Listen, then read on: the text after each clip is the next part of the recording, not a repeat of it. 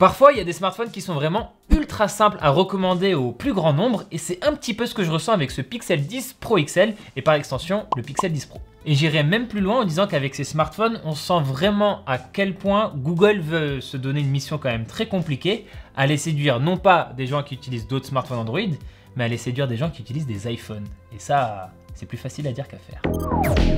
Déjà, il y a une raison évidente pour laquelle je dis ça, c'est le design. Ça fait déjà quelques temps qu'on sent que Google s'inspire vraiment fortement d'Apple et que les pixels tendent à ressembler de plus en plus aux iPhones d'Apple. Il y a un point notamment où c'est particulièrement visible, ça va être les bords plats où là vraiment Google a repris la recette d'Apple, donc les bordures plates, et ça va même jusqu'au travail des angles du smartphone où l'arrondi est quasiment un copier-coller de ce qu'on voit sur les iPhone Pro. Après rassurez-vous, hein, on n'oublie pas où on est, on a quand même le bloc photo signature de Google et que j'aime beaucoup d'ailleurs, ça rend très bien sur ce Pixel 10 Pro et on a le petit logo Google au milieu, on n'est pas perdu.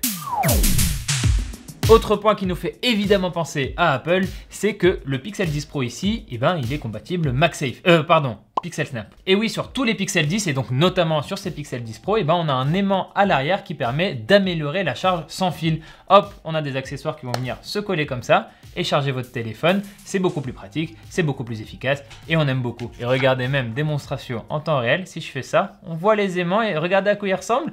Ils ressemblent quand même beaucoup à MagSafe.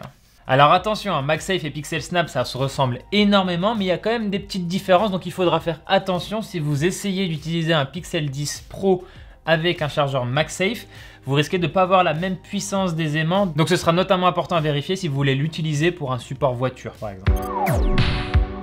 L'autre point, évidemment, c'est l'écosystème. Un utilisateur d'iPhone, il va adorer, il va être habitué à l'écosystème d'Apple, où il y a souvent, voire tout le temps, besoin d'un compte Apple pour utiliser tous les services. Et devinez qui a un écosystème d'applications ultra large, avec aussi plein d'appareils autour, et qui ont besoin d'un compte de la marque? Eh bien Google. Google. Ce smartphone, vous n'avez besoin que d'un compte Google et même si vous êtes chez Apple, vous avez sans doute un compte Google. Hop, vous avez accès à tout ce qu'il faut sur ce téléphone. Pas besoin d'un compte Samsung ou Honor ou Xiaomi. Non, compte Google, ça suffit à tout. Je ne vais pas vous faire un dessin en listant toutes les applications Google, mais voilà, on a Gmail, Chrome, YouTube, Maps, Google Photos, important à citer quand même. On a aussi Google Home, ça c'est pas mal parce que c'est quand même tout le contrôle de la domotique et là aussi il ne suffit que d'un compte Google. Et je précise quand même, on reste sur Android, donc si vous n'aimez pas Google, c'est pas grave, vous avez toujours tout plein d'alternatives à essayer, à tester, etc. Mais c'est juste que de base, si vous avez un compte Google, vous avez accès à tout ce qu'il faut sur ce smartphone. Et je vous vois venir, application musique, il n'y a pas... Si, il y a YouTube Music. En plus, on a la nouvelle version, le nouveau design d'Android 16 qui vient peaufiner tout plein de petites choses comme ça en venant améliorer des petits détails à la manière de ce qu'Apple ferait sur iOS à chaque fois d'une génération à l'autre. iOS 26 mis à part qui est quand même une grosse mise à jour.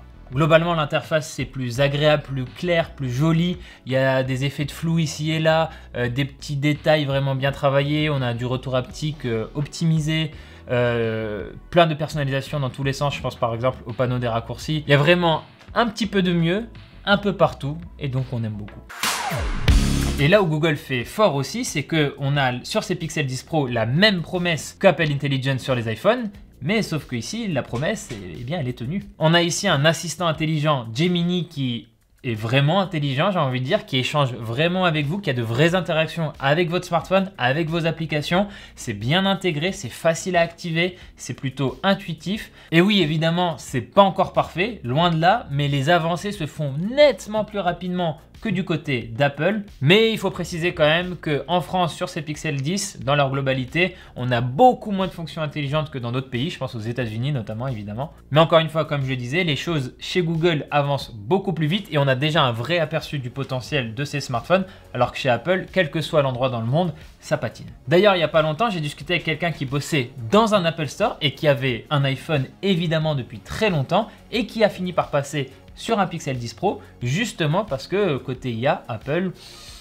le frustrait. Donc voilà autant de petits éléments qui montrent vraiment que ces Google Pixel 10 Pro et Pixel 10 dans leur globalité veulent séduire des utilisateurs d'iPhone. Et je trouve vraiment qu'ils ont de beaux arguments à mettre en avant pour y arriver. Il faudra juste quand même préciser que quelqu'un qui est sur iPhone et qui utilise par exemple beaucoup Apple Message, iMessage, il ne va pas le retrouver évidemment sur un Pixel. On aura Google Message par défaut. Et même s'il y a le RCS qui permet quelques passerelles, voilà, il faudra un temps d'adaptation. Donc voilà, on l'a vu, ces Pixel 10 Pro, ils sont taillés pour séduire des gens qui sont habitués aux iPhones. Mais au-delà de ça, est-ce que ça reste des bons smartphones? Eh ben, j'ai envie de vous dire oui, tout à fait.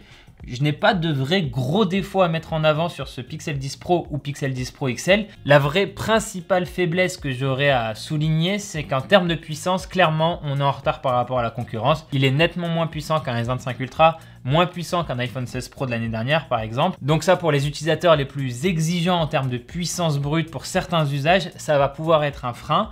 Pour l'immense majorité des gens qui nous regardent, je pense vraiment que ça ne va pas se remarquer, d'autant plus que la chauffe est très bien gérée, que ce soit sur le Pixel 10 Pro ou le Pro XL.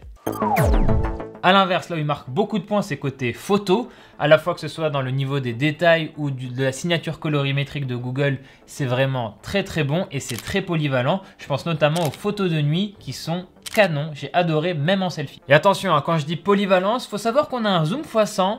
Mais là, clairement, abandonner les arguments, le zoom optique, le matériel ou même les algorithmes qui viennent peaufiner la photo. Non, non, non. Là, on invente. C'est l'IA. Elle voit un truc, elle se dit « Ok, oh, je vois ce qu'il faut faire. » Et elle invente. La plupart du temps, sur des éléments, j'ai envie de dire, naturels ou de l'architecture, par exemple, ça va être très, très bien. Pas de souci. Maintenant, sur des visages ou de personnes ou d'animaux ou surtout sur du texte, voilà, il y a des petites dingueries. Mais c'est plus rigolo qu'autre chose. Et de toute façon, je rappelle, hein, le zoom x100, ça reste un gadget. Mais il est quand même vraiment intéressant à aller explorer sur ce Pixel 10 Pro. Parce que dans les bons cas d'usage, on a des trucs vraiment intéressants, quoi. Je vous montre un exemple sur du texte. Alors d'abord en x30, on a pris la même photo avec le Pixel 10 Pro XL et un Pixel 7 Pro. Et par contre, regardez après, j'ai fait du x100 sur le même texte. Et là, c'est l'invention d'une nouvelle langue. Et je trouve du coup vraiment intéressant là, le tournant qu'amorce ces Pixel 10 Pro sur la photo.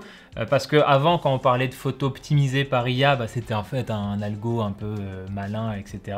Là, non, on est vraiment sur photo IA, mais dans le plus strict sens du terme. L'IA invente, peut même halluciner des détails avec des résultats rigolos comme on l'a vu. Donc, il y a un tournant qui s'amorce et ces Pixel 10 Pro sont vraiment en première ligne de ça.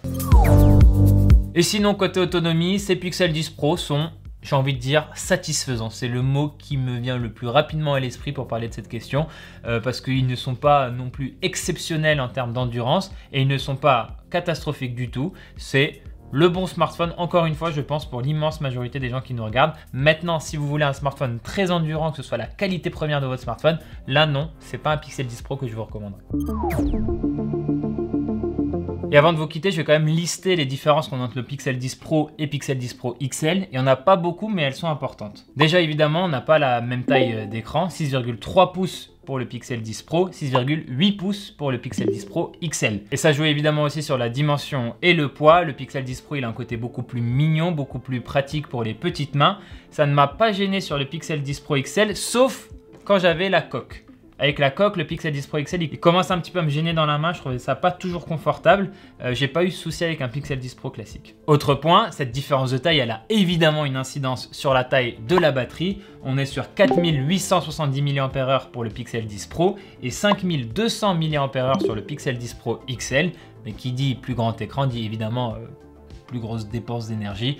Donc il n'y a pas vraiment un gain d'autonomie sur le Pixel 10 Pro XL par rapport au Pixel 10 Pro, c'est ce que je voulais dire. Par contre, le Pixel 10 Pro XL, il a un vrai avantage sur la charge rapide parce que lui, le grand modèle, il a 45 watts en filaire et à 25 watts sans fil avec un accessoire Pixel Snap, alors que le Pixel 10 Pro classique, le plus petit, il a 30 watts en filaire et 15 watts seulement sans fil. Pour ce qui est des prix, eh ben, c'est dans le nom, hein, un Pixel 10 Pro. Il coûte un peu cher, hein, on va pas se mentir, 4 chiffres dans le prix. On est à 1099 € pour le Pixel 10 Pro classique, qui commence lui à 128 Go de stockage, alors que le Pixel 10 Pro XL, lui, il commence à 256 Go de stockage. Il n'y a pas de version 128. Et donc là, c'est là où le prix est plus salé. 1299 € le prix de départ pour la version XL. Voilà, faut le savoir avant d'acheter, évidemment. Avec des tels prix, je vais jamais vous dire que ces smartphones valent totalement ce prix. Allez-y les yeux fermés, ce n'est jamais le cas. Un smartphone au-delà de 1000 €, il y a de la marge.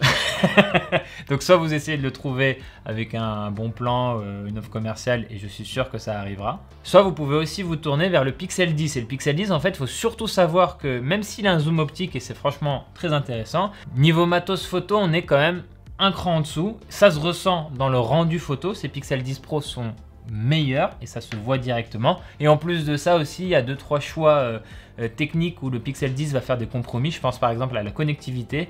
Ces Pixel 10 Pro sont Wi-Fi 7. Ce n'est pas le cas du Pixel 10 classique. Donc, il faut savoir où vous mettez le curseur. Mais en tout cas, pour des modèles Pro, j'ai très peu de choses à reprocher à ces Pixel 10 Pro. Voilà, c'est tout pour cette vidéo. Merci de l'avoir regardé jusqu'au bout. N'hésitez pas à me dire dans les commentaires ce que vous pensez de cette gamme Pixel 10. Elle vous plaît? Elle vous plaît pas du tout? Vous pouvez passer d'un iPhone à Pixel? Ça, je suis curieux de savoir. En tout cas, n'hésitez pas à commenter, à vous abonner à notre chaîne YouTube évidemment et à nous retrouver sur tous nos réseaux sociaux, particulièrement sur Twitch. On est en live tous les jours. Et moi, je vous dis à très vite dans une prochaine vidéo sur Frandroid, évidemment.